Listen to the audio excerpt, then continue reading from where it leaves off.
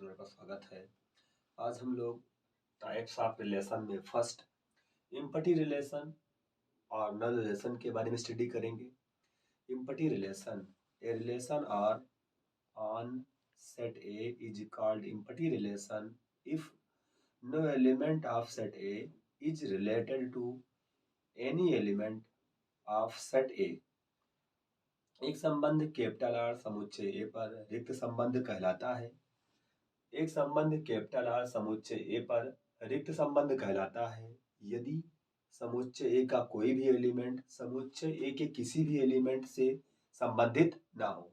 जैसे अगर हम लोग एग्जांपल्स इसके बारे में अध्ययन करें, इस एग्जांपल अगर हम लोग समझें तो एक सेट ए है, उसके अंदर 1, 2, 3 एलिमेंट हैं और एक रिलेशन जो है वो सेट ए से सेट ए में डिफाइंड है और रिलेशन जो है सेट ए से ए में डिफाइंड है। रिलेशन के अंदर ए कामा बी प्रकार का ऑर्डर्ड पेयर आ रहा है और कहा गया ए कामा बी प्रकार का ऑर्डर्ड पेयर आएगा such that A minus B की वैल्यू 6 के इक्वल होगी और A comma B belong to set ए।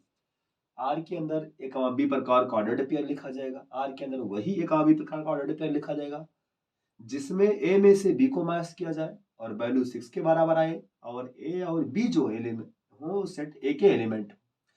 अगर हम ए की वैल्यू 1 ले लें और बी की वैल्यू भी 1 ले लें, अगर आपने 1 में से 1 को माइनस किया वैल्यू आ गई 0। 0 डज नॉट इक्वल टू 6, 0 6 के इक्वल नहीं है, इसलिए 0 6 के इक्वल नहीं है, इसलिए 1, 1 does not belong to R. अब उसी प्रकार अगर हम ए की वैल्यू 1 ले लें, बी की वैल्यू 2 ले लें, आप देख रहे हैं 1, 2 बिलोंग कर रहे हैं सेट ए से। यहाँ भी वैसा था, 1 बिलोंग कर रहा था सेट ए से और हमने जब एलिमेंट को रखा तो वैल्यू 0 जो है उस इसके इक्वल नहीं है। ए की वैल्यू 1 ले रहे हैं, बी की वैल्यू 2 ले रहे हैं, 1, 2 बिलोंग कर रहा है सेट ए से। अगर हम 1 में से 2 को माइनस कर रहे हैं तो वैल्यू -1 आ रही। -1 जो है डज नॉट इक्वल टू 6, -1 6 के इक्वल नहीं है।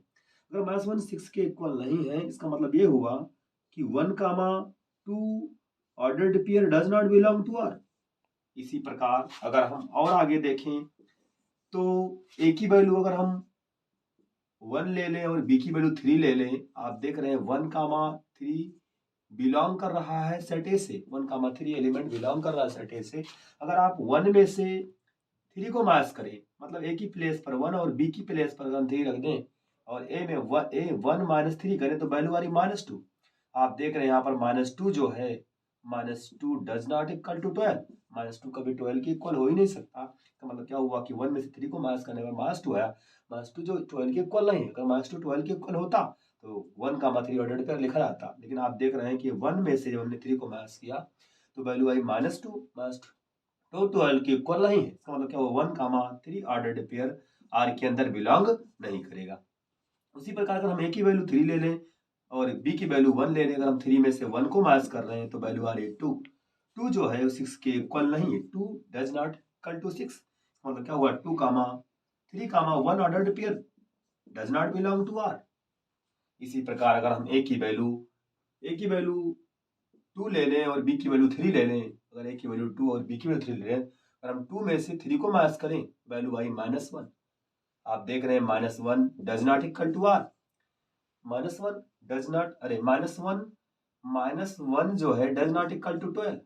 आप देख रहे हैं यहाँ पे 2 ए की वैल्यू 2 लिया और बी की वैल्यू 3 लिया। जब हम 2 और 3 ए की वैल्यू 2 लिया और बी की वैल्यू 3 लिया, जब हमने 2 में 3 को माइनस किया तो वैल्यू जो है does not belong to are.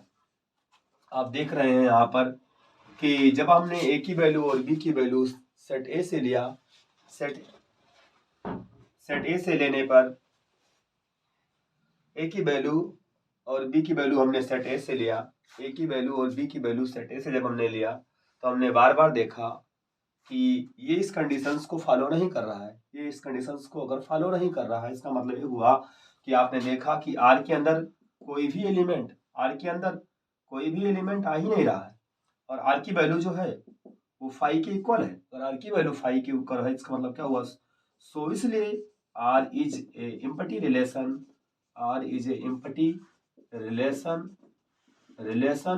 On set A. Thank you.